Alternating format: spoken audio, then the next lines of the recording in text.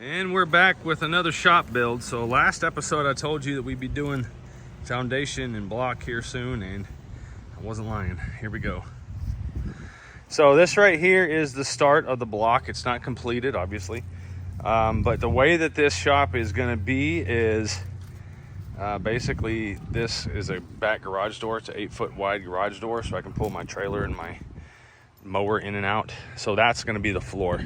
So the floor is gonna be right there, which means I'm gonna have to raise the ground up right here with this dirt pile that's over there. And the whole ground is gonna get raised up in the back corner here to meet that entrance. So the man door here, it's a little bit further back than I originally wanted it. I kind of wanted it another like 12 inches further forward here, maybe right here. But it is what it is. This is where they put it. And I wasn't gonna argue too much because these guys are already here on a Sunday and it's fine. I think what I'll do is I'll just end up putting in this corner the trash can whenever the inside of the garage. But you are gonna see some block. So this right here is gonna be the concrete pad. So you are gonna see about 2 feet of block right here in the garage, which I'm going to coat that whenever I do the flooring. And that right there is, this is all gonna be gravel to this point, and it just is gonna be rock. So, but there it is. This is how we got today. We need to still do block over here, and then the garage door is gonna be here to here, right? It's gonna be offset this way because of how the driveway of the shop is gonna be. So I was thinking I'm gonna offset the garage door over here so that it's even with that entrance, that gate. And then also over here on this wall, so the garage door is going to come to right here. Okay, those pavers, that last row is going to go away, and there's going to be a fence that's going to go right here like this, okay, up to the shop. So that's why I wanted the garage door offset as well. So yeah, so there it is. This is the day one of the block, and should wrap up the block tomorrow and start framing tomorrow evening or on Tuesday. So there it is. So I'll keep you informed as the progress goes. Came the next day to finish out the block and start the framing. I was able to watch it from the security camera because as it stands, I leave for work in the morning, it's dark. I come home from work, it's dark. So I really haven't had the opportunity to spend much time out there. You can see we were using 10-foot long 2x4s to frame out the walls to get a full 12-foot ceiling in the shop, but it just ended up being way too large, and you'll hear me talk about that here in the next clip. So we're back with the framing. So the block is obviously done now. Framing has been started, and it looks a little different than what you may think. When you build something like this, you have to be flexible. Things do change as you move along. After measuring things out, initially we were gonna do 12-foot ceilings so I could get a lift in here. And it was extremely, extremely tall. The way it was working out is the first floor was actually taller than my neighbor's house over there. So we went back to the drawing board, and I'll show you why here in the pictures.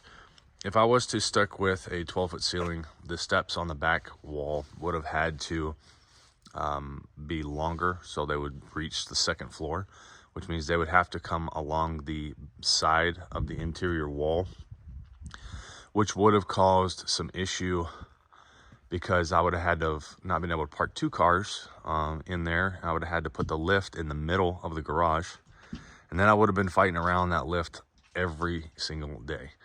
I want to pull a car in, detail it, open the doors, move around, work on the car. I'd have been fighting around that lift, and the lift was not there so I could work on cars. The lift was so I could park 2 cars in the garage.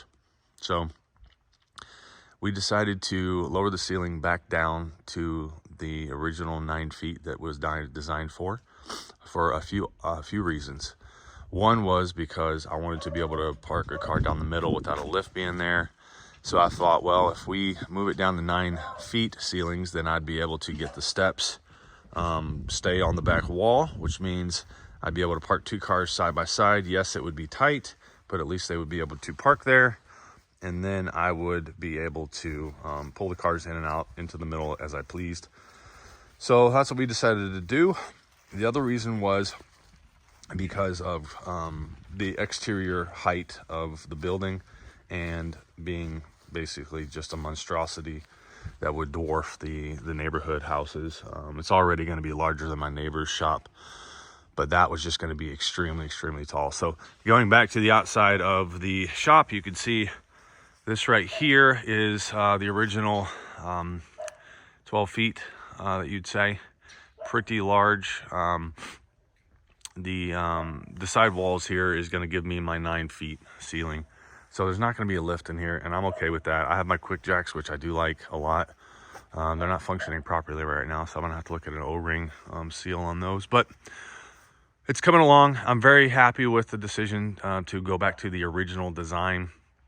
I do need that upper area, the storage upstairs. But again, going back to this, the ground is going to come up to meet that. They are going to finish the... this is Thanksgiving Day, by the way, guys. And the crew we got, they're actually coming out today to finish the floor joists for upstairs and the trusses for the roof. Plan is tomorrow, Friday, to start laying shingles. So it's moving along quickly now that the foundation and the block and the framing is kind of going. What I will say is Monday, the plan is, depending on weather, the plan is Monday to come out here and prep the garage floor and get the floor poured on Tuesday. So that's the plan. So right now, this is kind of what we're looking at. I'm going to zoom out here maybe a little bit. There we go. And show you what the inside looks like. So again, you guys have seen there's going to be a door there and everything. You are going to see this block from the inside of the garage coming up about 2 feet. You can see right there, about 2 feet of the block you're going to see. So what my plan is to do it in an epoxy floor, epoxy style floor. It is going to be epoxied on the 2 feet of block as well as the floor itself. So I'm going to actually epoxy that block. And then I'm putting drywall in here, obviously. There will be a window back here, but we're waiting to cut that out until we get things kind of framed up and measured, because I do need to put my workbench across that side of the wall. The steps will be right here, so you'll kind of go up 2 steps, maybe 3, to a landing, and then up to the second floor. This right here this is not the 2x4 that's going to be here, but sample of what we're looking at. This should be a closet right here, closet door under the steps right there, and then the cars in here. So it is going to be extremely tight parking 2 cars in here, but it's going to have to work. That's just what we're going to have to do. It can happen. I did measure it, so should be good. This all needs to come out because they're going to level this down and put the driveway starting right here. But here's a view of the front of how it's going to look. It looks like a normal garage. It does not look like a big monstrosity now. Like I said, the floor joists are another 10 inches to a foot on top of what you see here. And then it's going to have a high peak like what I have on my roof right there. And it's going to have a window to match that window in the front, and then one in the back as well. So that's the plan.